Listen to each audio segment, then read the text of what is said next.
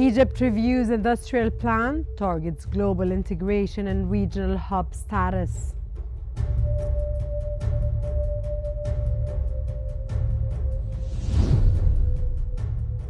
Trump favors Iran deal, warns no compliance would trigger decisive action.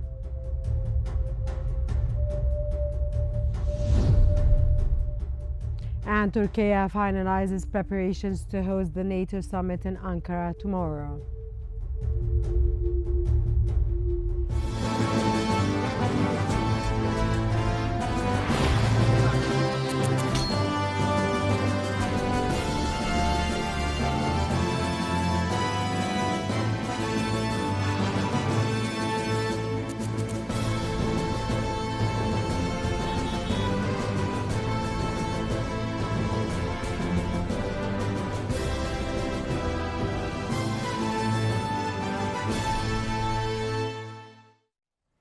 Egyptian President Abdel Fattah el-Sisi has stressed strict timelines, deeper integration into global value chains, and advancing Egypt's position as a regional industrial hub.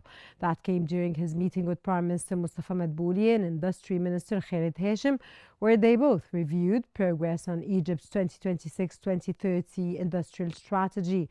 The plan targets $100 billion in non-oil exports through a comprehensive private sector-backed framework covering industrial mapping, SMEs, regulations and institutional reform with priority sectors including textiles, food, pharmaceuticals, automotive and engineering industries.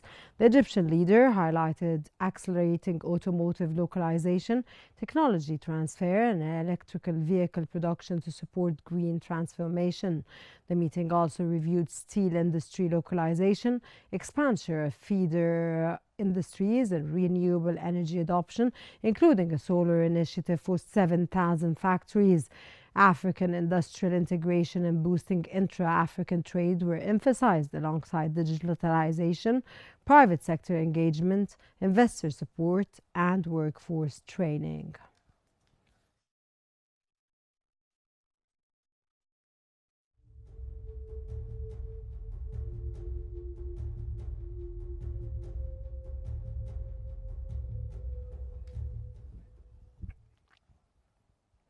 A new era of Egyptian power emerges as the Strategic Command Headquarters is inaugurated, redefining readiness, integration and rapid response in an increasingly uncertain, volatile region.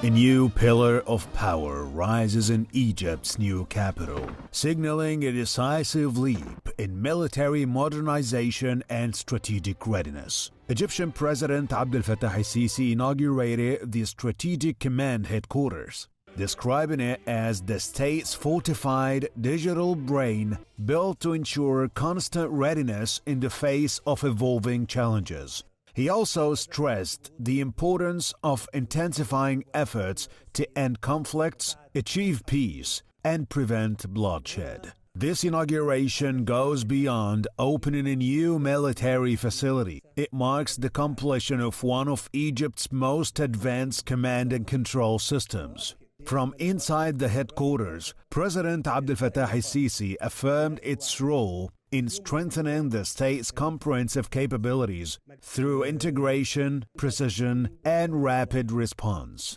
Wearing the military uniform, the Egyptian leader reviewed the Guard of Honor and observed combat helicopter displays.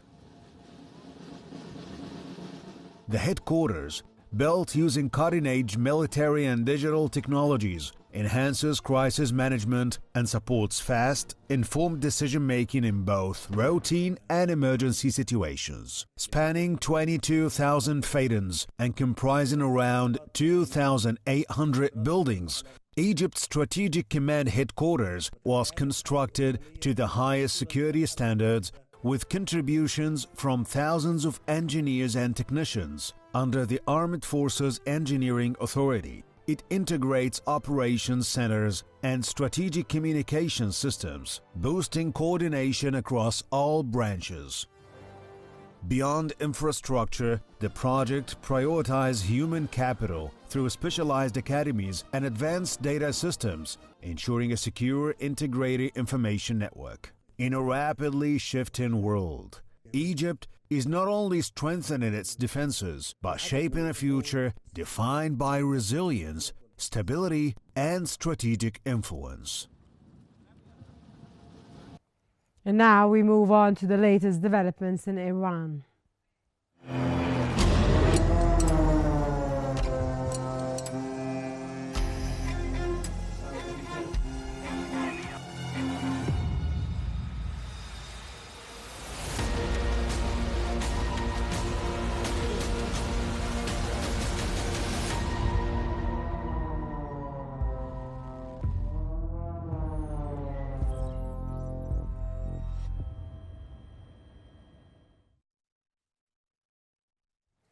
U.S. President Donald Trump has emphasized the preference for reaching an agreement with Iran rather than pursuing regime change, warning that failure to comply would prompt decision action.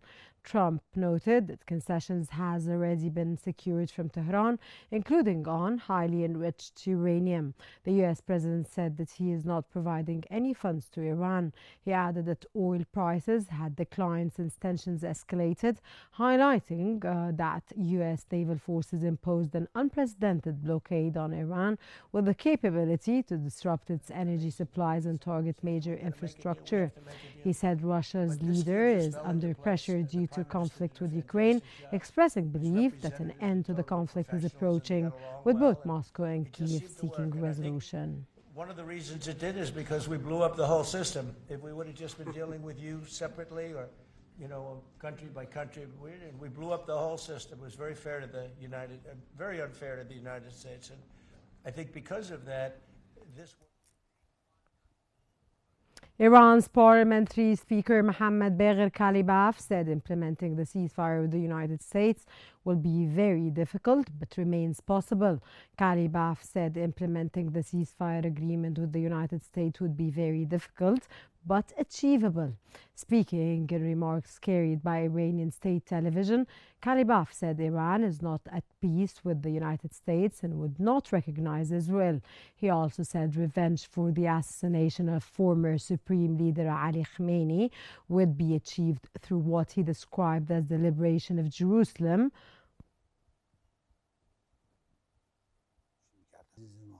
تنگه در کنترل جمهوری اسلامی است. خاطرتون هست که مینروب بخواد بفرسته مینروبی کنه، خب ما اینا رو محکم ایستادیم، برخورد کردیم، اینا رو لغو آتش بس میدونستیم و گفتن اگه اقدام بکنید میزنیم. 10 Japan-linked vessels are transiting the Strait of Hormuz. Reuters cited shipping data from the London Stock Exchange Group, reported that a convoy of 10 Japan-linked vessels is passing through the Strait of Hormuz on Monday. The fleet includes 6 very large crude carriers transporting around 12 million barrels of Middle Eastern crude oil. It also includes 2 chemical tankers, a vehicle carrier, and a container ship.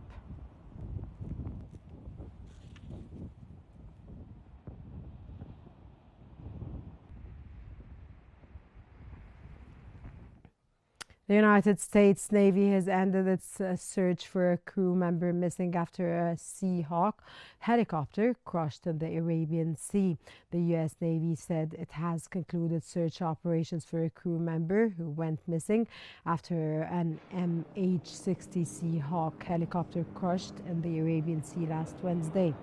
3 other crew members were rescued shortly after the helicopter made an emergency landing in the water on July the 1st during a routine patrol.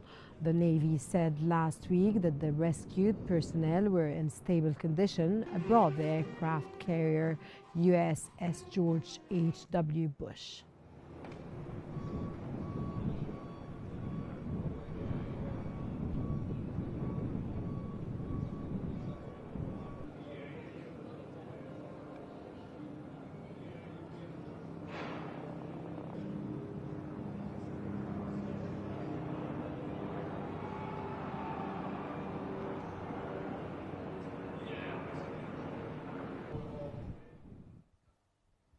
Iran has begun the funeral procession for former Supreme Leader Ali Khamenei through the streets of Tehran. The funeral procession for former Supreme Leader Ali Khamenei began on Monday, moving through central Tehran. Khamenei's coffin, wrapped in the Iranian flag, was placed on a truck alongside the coffins of several members of his family as thousands gathered to pay their respects. According to the Associated Press, Revolutionary Guard General Hassan Zaid said the convoy would travel for around 12 hours before reaching Tehran's Mehrabad International Airport. Iranian authorities have closed roads, restricted airspace, and suspended normal daily activities during the mourning period, which is due to conclude with Khamenei's burial in his hometown of Mashhad on Thursday.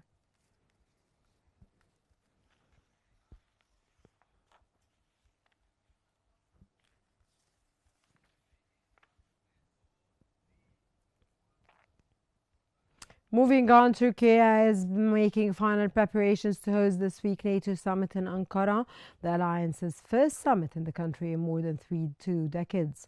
Turkey is finalizing diplomatic, security and logistical preparations ahead of the NATO summit in Ankara on July 7th and 8th.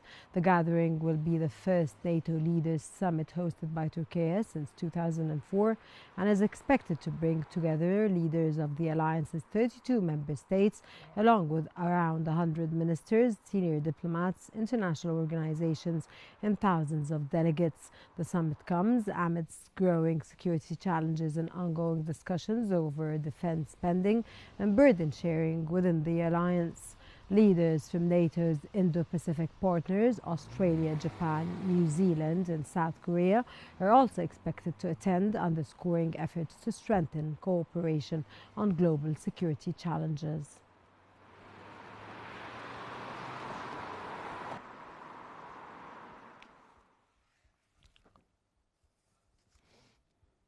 NATO Secretary General Mark Rutte has underscored the responsibility of North Atlantic allies to ensure Ukraine's security amidst ongoing challenges. At a press conference, Rutte said that Ankara summit will serve as a key platform to strengthen the alliance's defense capabilities. He stressed that increased defense spending is a strategic investment in NATO's long-term security. Furthermore, he warned that continued attacks on Ukraine are having adverse repercussions on the energy sector, highlighting the broader global impact of the conflict. I think we are in really good shape. $1 billion by the Canadians and the Europeans. That means that we have reached the max in terms of absorption capacity. Because there is a limit to what you can spend extra in 1 or 2. U.S. President Donald Trump has renewed his criticism of Italian Prime Minister Giorgia Meloni ahead of their expected meeting at the NATO week this summit. Trump has again targeted Meloni just days before the two leaders are due to meet at the NATO summit. Posting on his Truth Social platform, Trump shared a photograph of Meloni smiling beside him, captioning it, "A restraining order is needed."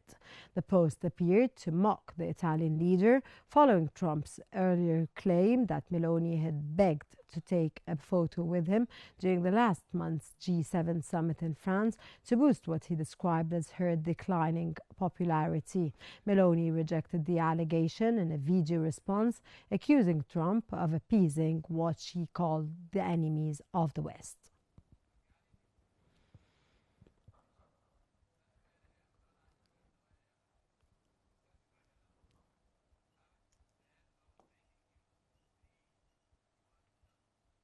And for more analysis on the situation, we now move on to my dear colleague in our newsroom, Riham Morsi. Riham. Thank you so much, Rana. To help us better understand the situation, we're joined from Warsaw by Dr. Kamila Zarekta-Romanowska, an EU and NATO advisor, as well as a professor of law and security studies at EuroReg at the University of Warsaw. Thank you for joining us here this evening on Qnews. Firstly, let's start off by getting your take on the central strategic priorities that are shaping this year's NATO summit. Well, 2026 summit is more about implementation rather than vision, I think. NATO is translating this strategic concept into operational reality for stronger deterrence, to increase defense investment, and enhance industrial capacity. And it's really important.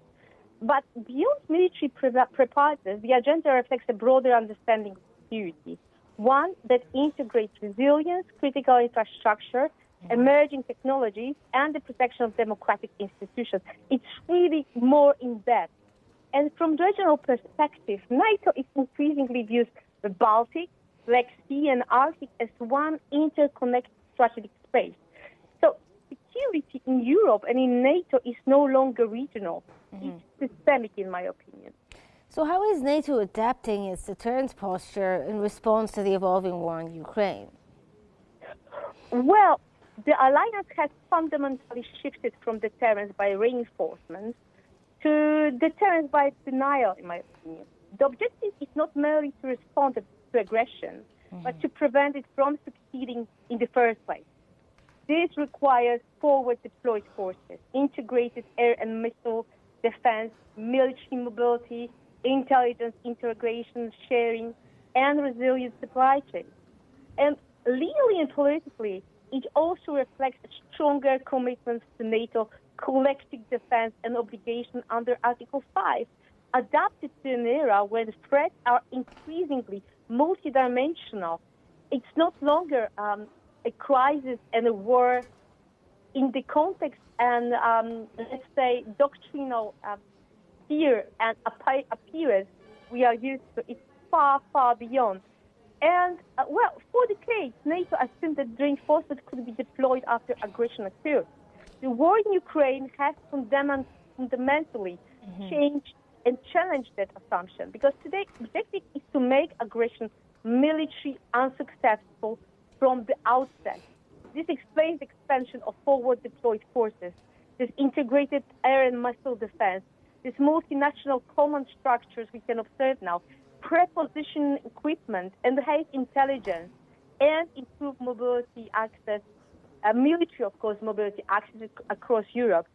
Equally important, deterrence is not longer and not lonely anymore, because it's not exclusively military anymore. It depends on resilient transport infrastructure, secure energy networks, satellite communications, cyber capabilities, and capacity of democratic institutions to withstand sustained pressure. Modern deterrence, therefore, extends well beyond the battlefield. I would even say that the modern deterrence become interoperable, in my opinion, as well. So do you think that this summit may possibly redefine the idea of burden sharing among member states? Because the announcement was that NATO members will uphold 4% of their GDP. Will this be enough to appease, I suppose, Donald Trump, given he had asked for 5% earlier on? Otherwise, he would withdraw. Well, I mean, this kind of chantage structure of negotiation is something which is quite specific to Donald Trump. But we have to see as well that the debate has moved well beyond the defense expenditure alone. But when we see the investment targets, they remain politically important. But NATO increasingly evaluates contribution through the lens of operational capability, industrial production, technological innovation, and military readiness. And indeed, some countries are far, far beyond, let's say, what we have expected, and some are well below the threshold which we would like to see. This represents the qualitative rather than merely quantitative evolution, in my opinion. I'm glad that you brought that up. Do you think that now, given what's happening and the kind of tensions between the US as well as other NATO members within Europe, that NATO is trying to push itself towards a deeper strategic autonomy within the alliance's framework as well? Well, it is an excellent question. I really like to be in this program, because it always ignites me as well to way forward thinking afterwards. Well, I would frame the discussion a bit differently, on the other hand, because rather than strategic autonomy, I would speak about European strategic responsibility, I think. Because the objective is not to reduce transatlantic cooperation, but to strengthen Europe's capacity to contribute meaningfully, not just artificially to the NATO and within the NATO. It's United States increasingly focuses on global strategic competition. European allies are expected to assume greater responsibility for regional defense industrial production, and military preparedness. If pursued complementary, a stronger European pillar enhances, not weakens, the credibility of all alliance. And I think this is something which Donald Trump expects from us. Mm-hmm. But I can be, of course, we never know what Donald Trump expects, so this is only my presumption, but who knows? Well, thank you so much for your insights. It's always great having you on. That was Dr. Kamila Zarek-Romanowski, an EU and NATO advisor, as well as a professor of law and security studies at EuroReg in Warsaw University. Thank you for joining us and thank you for your insights. And now we head back to Rana Qassas in the studio. Thank you so much, Shaham Morsi, for the in-depth analysis. And now we move on to Lebanon, where Lebanese President Joseph Aoun has warned that continued occupation undermines state legitimacy and deployment, urging international pressure on Israel to withdraw from occupied Lebanese territory. He stressed that Israel's presence serves neither Lebanese nor U.S. interests, affirming that the army and security forces remain the cornerstone of stability in the south. With war failing to achieve its aims, Aoun underscored negotiations as the only viable path forward, calling for support to implement the U.S. brokered framework. He rejects any return to civil strife, emphasizing that Israeli withdrawal is key to progress while restoring full state authority and army deployment along all borders remaining a national priority.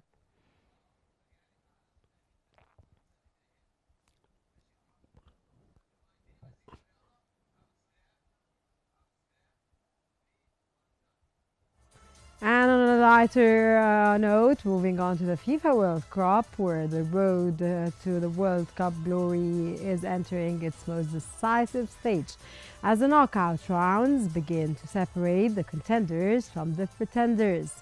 Now, with a place in the quarterfinals at stake, the pressure is rising and every match carries the weight of history.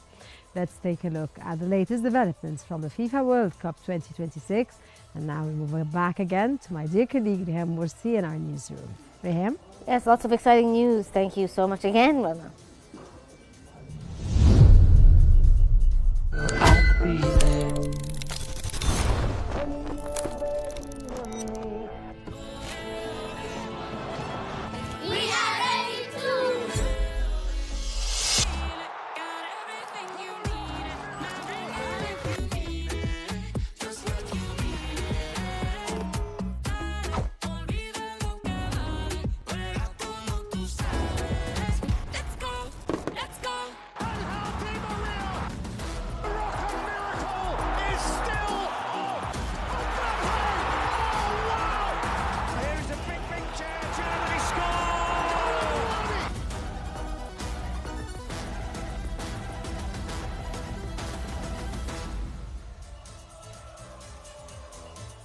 Norway produced one of the biggest upsets in the World Cup, defeating Brazil 2-1 to book a place in the quarter-finals. Norway shocked five-time champions Brazil with a 2-1 victory in the round of 16, ending the Selejos campaign. Brazil missed an early chance to take the lead when goalkeeper Orhan Neyland saved Bruno Ramirez's penalty in the 15th minute. Erling Haaland broke the deadlock in the 79th minute before adding a second goal in stoppage time to take his tournament tally to 7. Neymar converted a penalty deep into the added time to reduce the deficit, but Brazil was unable to complete a comeback. Norway advanced to the quarterfinals, where they will face the winners of the Mexico-England clash on July 11th in Miami.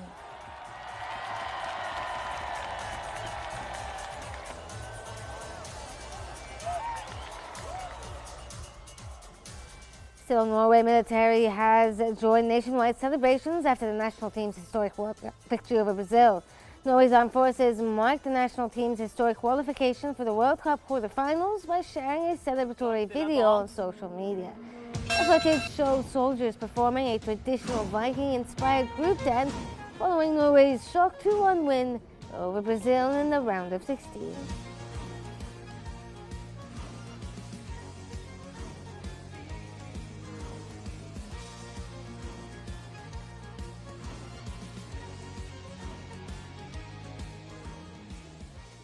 That's it for the sports news, and now we head back to Ronald Qasas in the studio. Thank you so much again, Rihim, and that's the end of our news bulletin for today. But before we go, here's a quick recap of the top stories making headlines this hour. Egypt reviews industrial plan, targets global integration and regional hub status.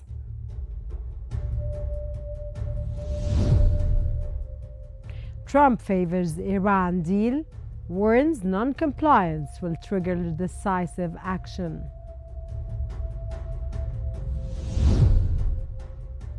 And Turkey finalizes preparations to host the NATO summit in Ankara tomorrow.